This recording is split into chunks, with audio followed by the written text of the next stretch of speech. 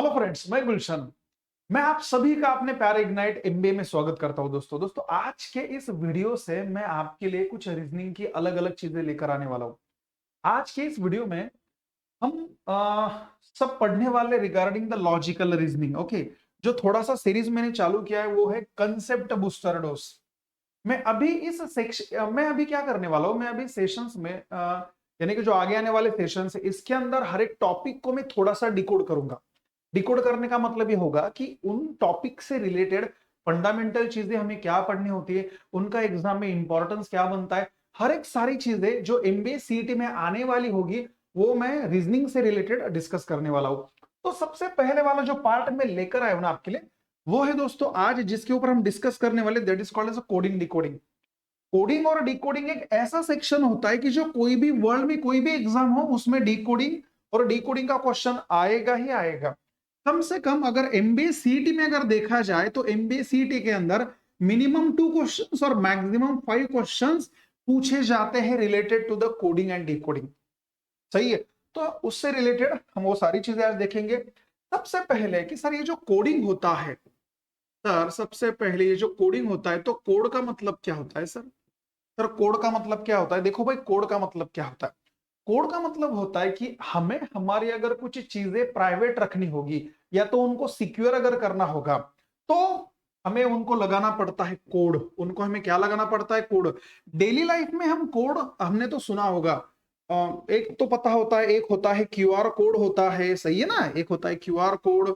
उसके बाद में जो हम मोबाइल को लगाएंगे वो होता है password, that is also called as a pass code. आपने देखा होगा कभी अगर आप जूम मीटिंग में अगर जाओ तो वो पूछेगा आपको आपका पास कोड क्या होता है। तो there are the different forms. So ये होगा आपका क्यूआर कोड होगा, ये होगा आपका पास कोड होगा। उसके बाद में होता है, देखो बार कोड भी तो होता है, बार कोड भी होता है, सही है ना। So there are so many things. ये सब डेवलप क्यों हुआ है? क्योंकि मुझे अगर मेरी चीजों को सिक्योर अगर करना होगा, for that reason there is existence of the code. Okay, लेकिन जब हम सीखते, जब हम एजुकेशन के अंदर सीखेंगे तो हमें ये नहीं पढ़ना होगा, क्योंकि इनको तो हम ब्रेक कर ही नहीं सकते।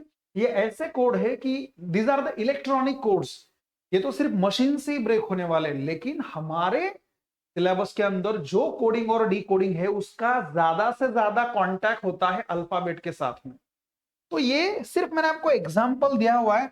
लेकिन अगर मुझे सेक्शन ये सिलेबस में अगर पढ़ना अगर होगा तो मुझे कुछ चीजें पता होनी चाहिए। मैं कोड करने के लिए क्या क्या यूज कर सकता हूं? सबसे पहले I can use letters, that is alphabets. मैं लेटर्स का यूज कर सकता हूं कोडिंग करने के लिए। I can use alphabets ABCD and etcetera. और मैं कोड करने के लिए यूज कर सकता हूं नंबर्स।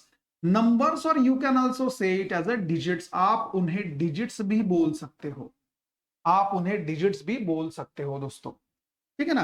अभी तीसरा वाला ये है, अगर आपको लेटर नहीं यूज करना है, नंबर नहीं यूज करना है तो आप सिंबल भी यूज कर सकते हो, hash, dollar, delta, alpha, beta, at the rate and etcetera. और ऐसा भी होगा कि कभी कभी आप इन सबको एक करके मिक्स भी कर सकते हो। ओके। और एक होगा फिफ्थ वाला जो है मिसलेनियस, कि बहुत बार तो ये होगा कि वो किस तरीके से आपको क्वेश्चन बना कर देंगे एग्जाम में, ये चीजें पता नहीं होती तो उनको ढूंढना पड़ता है। तो दीज आर द स्टेजेस, ये होता है, these are the variety for the coding. आप इनका यूज करके कोड कर सकते हो। जैसा मैं अगर बोलूं आपको कि बैट के लिए अगर मैं कैट लिखता हूं तो मैं रैट के लिए क्या बताओ या क्या बोलूंगा? सही है ना। Okay, if I code bat as a cat, then rat के लिए कोड क्या बनेगा? अभी आप में से बहुत से बच्चों का बोलना होगा कि सर इसके लिए तो बहुत इजी है, इसके लिए तो सैट सही होगा। सही है। तो ये तो बहुत ज्यादा इजी था। तो जब भी कोडिंग में कोई भी क्वेश्चन दिया जाता है तो कोडिंग के क्वेश्चन में दो चीजें होती है। सबसे पहला, एक ऐसा इंफॉर्मेशन होता है कि जो परमानेंटली हमें गिवन होता है, जो परमानेंटली हमें गिवन होता है। क्यों गिवन होता है? क्योंकि उनका यही बोलना होता है कि देखो भाई, तुम एक काम करो, हमने जो इंफॉर्मेशन तुमको दी है ना उससे पहले तुम इस कोड को क्या करो, ब्रेक करो। आप इनके बीच में पहले तो रिलेशन ढूंढो, और जो रिलेशन इनके बीच में एग्जिस्ट होगा, that same relation is exist between this two things. The same relation is applicable for the rat also. तो इनके बीच वाला रिलेशन ढूंढना है हमें आगे चल के। तो बहुत इजी था, मैंने ऐसे ही दिया था अभी सर तो फिर इनके लिए हमें क्या करना पड़ेगा? तो सबसे पहले मुझे मेंटली प्रिपेयर होना पड़ेगा। अगर मुझे कोडिंग के इस टॉपिक में खेलना अगर होगा तो सबसे पहले मुझे खेलना है अल्फाबेट्स में, मुझे खेलना है नंबर्स में, मुझे खेलना है सिंबल में। लेकिन सबसे इजी बात क्या होती है, अगर मुझे कोडिंग के अंदर अगर खेलना होगा तो मुझे एक चीज पता होनी चाहिए, क्या? कि मेरा जो माइंड होता है, जो ह्यूमन माइंड हमारा होता है, वो कैलकुलेशन बहुत ज्यादा अच्छा कर सकता है। सही है ना? अगर मैं किसी को अगर बोलूं कि भाई बी प्लस डी कितना होगा, सो वी कांट आंसर, करो ये मत। बहुत से बच्चे भी क्या करेंगे, सर ये तो इजी ना सर, बी का नंबर 4 है, डी का नंबर कितना, सॉरी बी का नंबर 2 है, इसका नंबर 4 है, तो ये दोनों को मिलाकर तो 6 आ गया। तुम्हें कैसे पता भाई? How did you know? Okay, आप कैसे पहुंचे यहां तक? आप, तुमको कैसे पता चला कि बी का नंबर 4 ही लेना है? तुमको ऐसे क्यों नहीं पता चला कि सर बी का नंबर ये 25 भी तो ले सकते हैं और डी का नंबर ये 23 भी तो ले सकते हैं, उल्टा भी तो नंबर हो सकता है। तो ये समझना होगा, ये मैं नहीं समझूंगा, ये तुमको मुझे नहीं समझना होता, ये हमें समझना होता है according to the given situation जो एग्जाम में होती है। हुँ? हाँ, तो ये चीजें समझो। तो सबसे पहले अभी आपने क्या किया, आपने बी और डी को रिप्लेस कर दिया नंबर के साथ में। सो दैट्स मीन्स हमारा जो माइंड होता है वो कैलकुलेटिव होता है, और कैलकुलेटिव माइंड हमको हेल्प कहां पर करेगा? नंबर में। तो लेटर में तो नंबर होते ही नहीं है, तो लेटर का हमें पता होना चाहिए ऑर्डर, उनका हमें क्या पता होना चाहिए? ऑर्डर पता होना चाहिए, ए का नंबर क्या है, बी का नंबर क्या है, सी का नंबर क्या है, एक्सेट्रा। सही है। सो इसके रिगार्डिंग हम जाने वाले हैं लेटर का नंबर याद कैसे रखना है। बहुत से लोग बच्चों को भी लगता होगा कि अरे सर क्या बोल दे यार, इतना कहां से करेंगे? अरे ये बहुत ज्यादा इजी है यार, मैं लाइव बोल रहा हूं आपको, आप टेंशन ही मत बोलो, एकदम टेंशन लेना ही नहीं आपको। सही है। तो सबसे पहले आपको एक काम करना है दोस्तों, बाकी कुछ नहीं, reasoning is all about the thinking. सिर्फ आपको थिंकिंग करना है, आप कितने डिफरेंट तरीकों से थिंकिंग कर सकते हो, आपका ऑब्जर्वेशन बहुत अच्छा होना चाहिए। जैसे अगर मैं यहां पर लिखता हूं, मैंने यहां पर ए लिखा, बी है, सी है, डी है, सही है, ई एफ जी, ऐसा करते अगर मैं यहां पर अगर लिखता हूं कि डब्ल्यू है, एक्स है, वाई है और ये क्या है? जेड है। सही है। डब्ल्यू एक्स वाई और क्या है? जेड है। तो सिंपल सी चीजें अगर देखा जाए तो आप ये बोल सकते हो कि देखो मैंने यहां पर ए से लेकर जेड तक की चीजें लिखी हुई है, मैंने यहां पर ए से लेकर जेड तक की जो चीजें हैं वो लिखी हुई है दोस्तों। ठीक है। सो अभी क्या करना है, अगर मैं आपको बोलता हूं कि भाई टी का नंबर क्या आएगा, टी का नंबर क्या है, तो आप में से बहुत से लोग बोल देंगे कि सर इजी तो है, टी का नंबर तो 20 है। मैं वही तो बोल रहा हूं, तुम्हें कैसे पता? Okay, how did you know कि टी का नंबर 20 ही बनने वाला है, 20 बनने वाला है? देखो इसमें एक चीज होता है, जब भी हम अल्फाबेट लिखते हैं तो मुझे अल्फाबेट को अगर नंबर देना होगा तो I can assist the number, मैं इनको नंबर दे सकता हूं दो तरीकों से, आई have the two choices. I can, देखो मैं इनको नंबराइज कर सकता हूं दो तरीकों से, या तो मुझे नंबर अगर देना होगा तो मैं इनको काउंट करूंगा लेफ्ट टू राइट, या तो I have the also choice right to left. अगर मैं इनको लेफ्ट साइड से काउंट अगर करता हूं तो मैं ए को बोलूंगा 1, बी का नंबर बनेगा 2, इसका 3, इसका 4, इसका 5, इसका 6, इसका 7। सही है ना? सो इसके अकॉर्डिंग ये जो है डी का, डब्ल्यू का कितना है? 23, 24, 25 एंड 26। सही है। ये तो बचपन से पढ़ा है हमने, ए से लेकर जेड तक के इतने तो नंबर होते हैं, 1 से लेकर 26 तक के। सही है। अरे भाई लेकिन ये भी तो सोचो कि एग्जाम में वो पहले से ही पूछेंगे, ऐसा किसको पता है? वो रिवर्स भी तो पूछेंगे, रिवर्स भी तो पूछ सकते हैं, इसका मतलब वो राइट साइड से भी तो पूछेंगे हमके। अगर मैं राइट साइड से अगर पूछता हूं तो इसका मतलब जेड क्या हो जाएगा? Z becomes 1, Y becomes 2 and so on. ये 3 हो जाएगा, ये हो जाएगा 4, ये हो जाएगा 5, सॉरी ये कितना हो जाएगा भाई? ये हो जाएगा 20, ये 21, सही है, ये हो जाएगा 22, 23, 24, 25, 26। सही है। अभी आपको तो इतना पता चला कि हाँ यार ये तो हो सकता है, हमने तो सोचा ही नहीं था, तो सोचना चालू करना है। सही है। एक ही नंबर को, जो अल्फाबेट होगा वो दो साइड से नंबर लेगा, एक लेफ्ट साइड से लेगा, एक राइट साइड से लेगा। ऐसे पकड़ो कि ये एक रो के अंदर 26 पर्सन आर सिटिंग, ये बैठे हुए हैं। सही है। अभी अगर थोड़ा ऑब्जर्वेशन अगर आप अच्छा अगर करते हो तो आपको ये समझ में आएगा कि every letter has a two numbers, every letter has a two numbers. एक जो है वो लेफ्ट साइड से दिया हुआ है और दूसरा जो है वो क्या से, राइट साइड से। Every number, every letter has two numbers. Okay, एक है from left side and from right side. अगर थोड़ा भी अगर आपने अगर सोचा होगा तो आपको ये चीज पक्का पता चल जाएगी। क्या, देखो थोड़ा सा मैं आपको बोलता हूं, यहां पर आ जाओ। देखो अगर देखा जाए तो ए के लिए 2 नंबर है, ए के लिए 2 नंबर बनने वाले हैं, सही है। वही बी के लिए 2 नंबर है, सही है। सी के लिए भी 2 नंबर है। ऐसा अगर मैं करता जाऊंगा तो हर एक अल्फाबेट के लिए, हर एक अल्फाबेट के लिए हमने 2 नंबर असाइन किए। उन नंबर का मतलब होता है रैंक। उन नंबर का मतलब क्या होता है, रैंक होता है, उनका ऑर्डर होता है, उनका ऑर्डर। नाम पकड़ के रखो दिमाग में, सही है ना, क्योंकि आगे चल के सीखना है sequence and order, order and ranking. तो ये सेम फंडा वहां पर भी यूज होता है, सही है। तो चलिए, अभी मुझे कुछ चीजें आपको बोलनी है। देखिए मैं आपको क्या बोलने वाला हूं अभी। हाँ, तो मैं ये बोल रहा हूं कि अगर ए को अगर देखा जाए तो ए लेफ्ट साइड से पहला आता है, और राइट साइड से अगर मैं इसको काउंट अगर करता हूं तो ये कितना होगा, ये होगा 26। अगर थोड़ा ऑब्जर्वेशन अगर करते हो तो हर नंबर के दोनों साइड की एडिशन कितनी होती है, 27।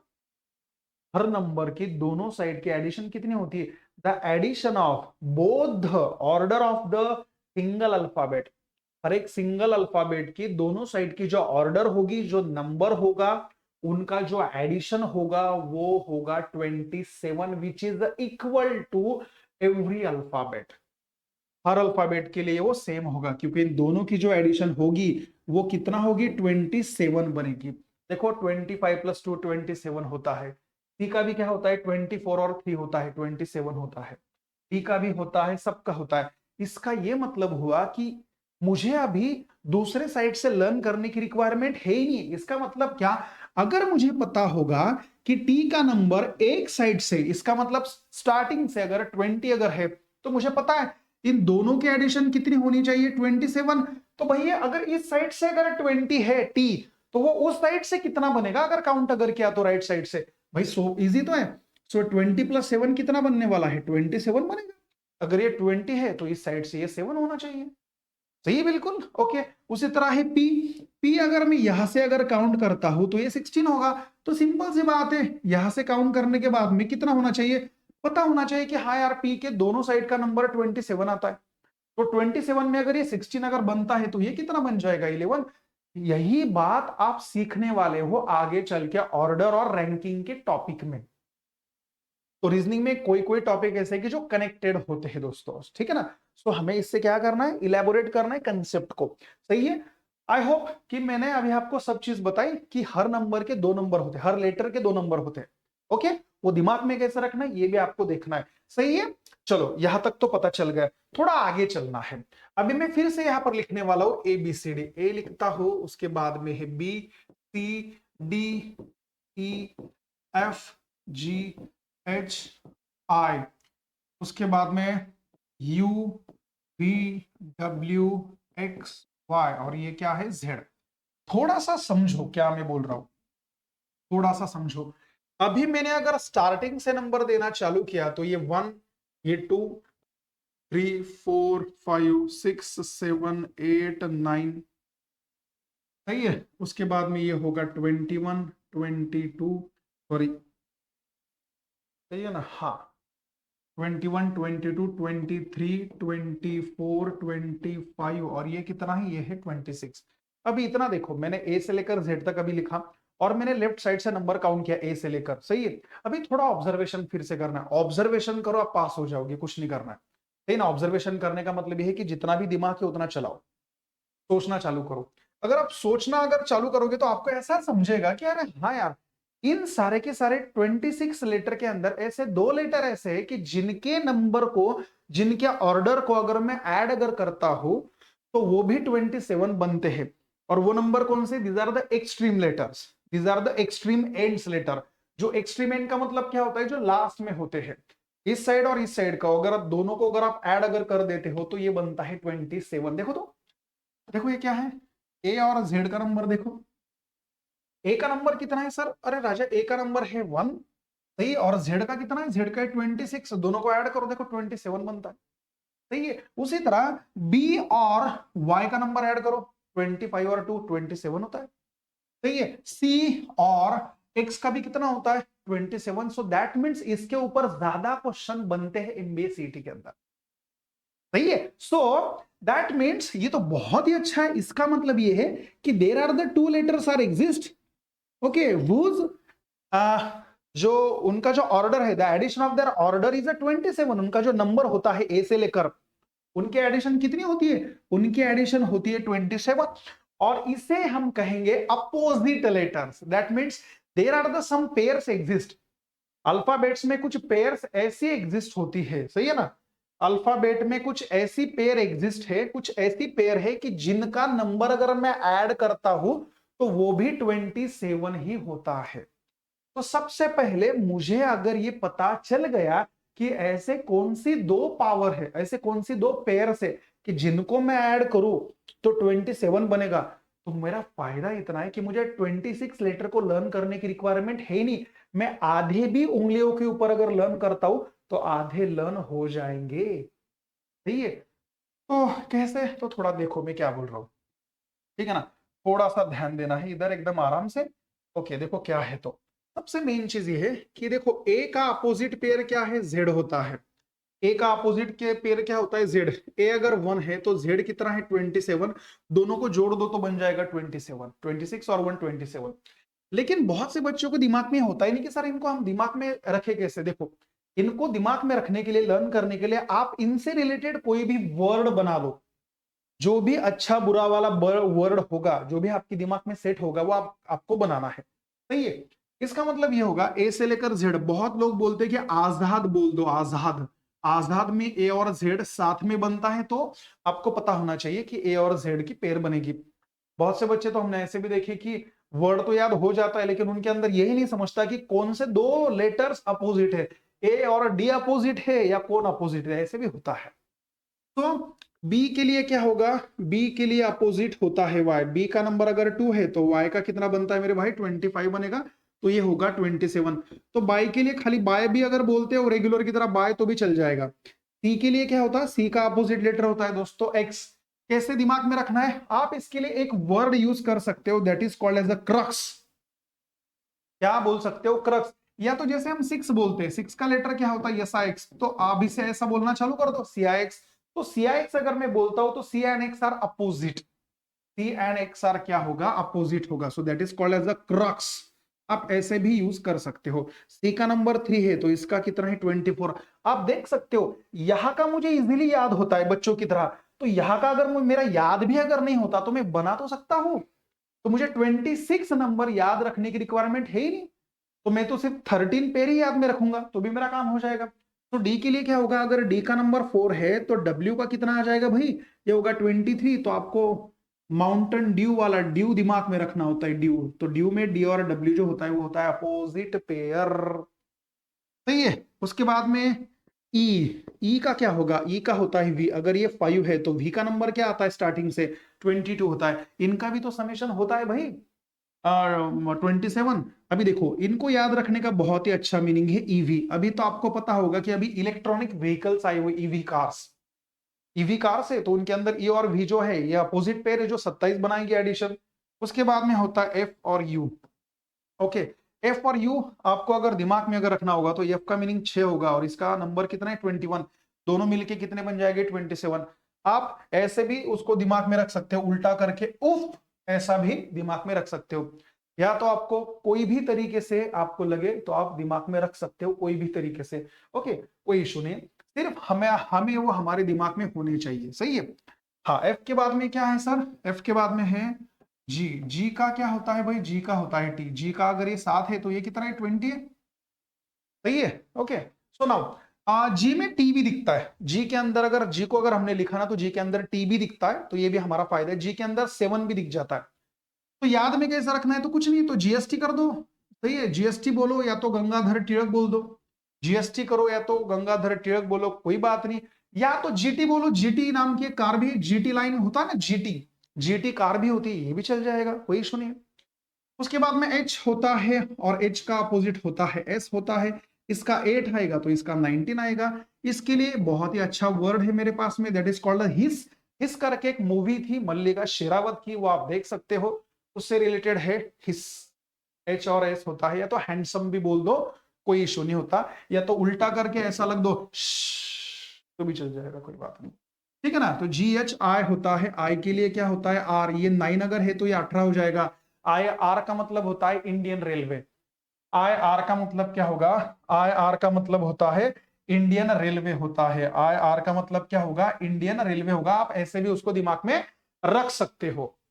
सो जी एच आई, जे के लिए क्या होगा, जे के लिए होता है क्यू, जे के लिए क्या होगा क्यू, जे का अगर नंबर 10 है तो क्यू का कितना है, क्यू का है दोस्तों 17, क्यू का कितना है, क्यू का है 17। याद में कैसे रखना है, jack and queen, J Q jack and queen, आप ऐसे उसको रख सकते हो दिमाग में। ये तो मेरा तो एकदम सिंपल फंड, आप जैकलिन बोल दो, जैकलिन अगर बोलते हो तो जे के साथ में क्यू का भी थोड़ा साइलेंट प्रोनाउंसिएशन हो जाता है, जैकलिन अच्छा है।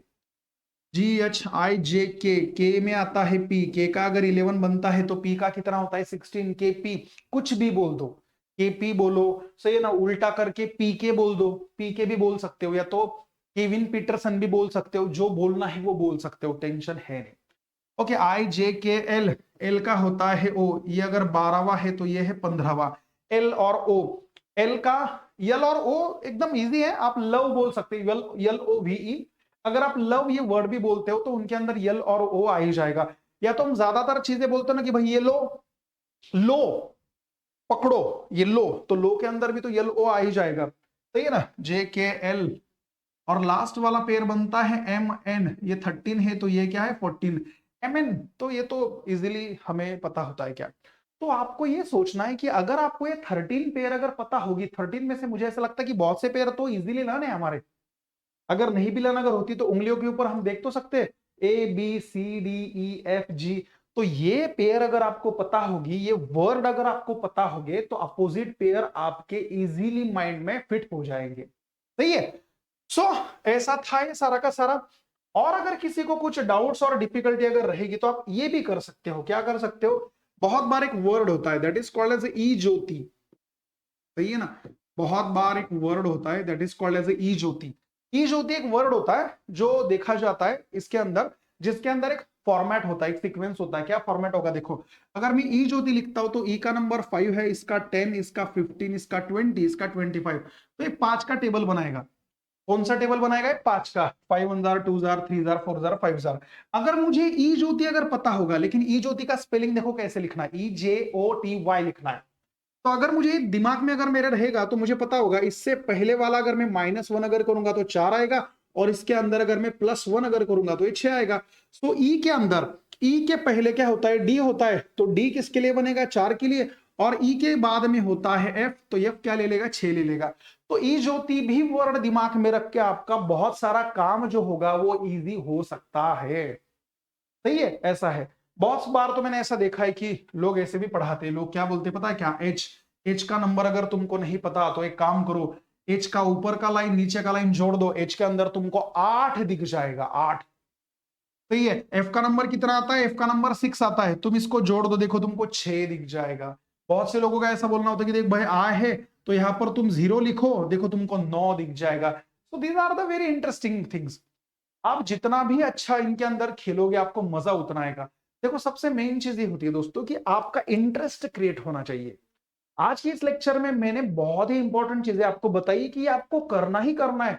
आप कोई भी एग्जाम दे दो, कोई भी एग्जाम, सारे के सारे इंडिया में, इंडिया के बाहर कहीं भी चले जाओ, ये होता ही होता है, एलआर में, लॉजिकल रीजनिंग में पढ़ना ही होता है। आई होप कि जितना भी मैंने अभी आपको पढ़ाया उतना आपको पता चला होगा, समझा होगा। अभी बहुत ही बड़ी अनाउंसमेंट है जो हमने कर दी थी, सही ना। So big announcement for the MBA aspirants, हमने शिखर नाम की एक बैच लॉन्च कर दी दोस्तों, शिखर बैच, जो एमबीए कैट और जैट के बच्चों के लिए है, शिखर बैच, सही है। हमारा जो इग्नाइट एमबीए का जो चैनल है, जिन भी बच्चों ने सब्सक्राइब नहीं किया होगा वो बैच को आपको सब्सक्राइब करना है, कि जिसके अंदर आपको एमबीए से रिलेटेड हर एक चीज मिलने वाली है। जो मैनेजमेंट के जो एग्जाम होते हैं, एंट्रेंस टेस्ट, उसके रिलेटेड बहुत सारी इंफॉर्मेशन हम आपके लिए लेकर आते हैं। अगर इसके रिगार्डिंग आपको कुछ भी डाउट्स अगर होगा तो आप इस नंबर के ऊपर कांटेक्ट कर सकते हो। अभी मेन चीज ये है कि जो लॉन्चिंग है वो हो चुका है, सही है ना, शिखर बैच है, सही है, शिखर बैच हमने लॉन्च कर दिया है, जिनके अंदर लाइव प्लस रिकॉर्डेड लेक्चर आपको मिलने वाले हैं।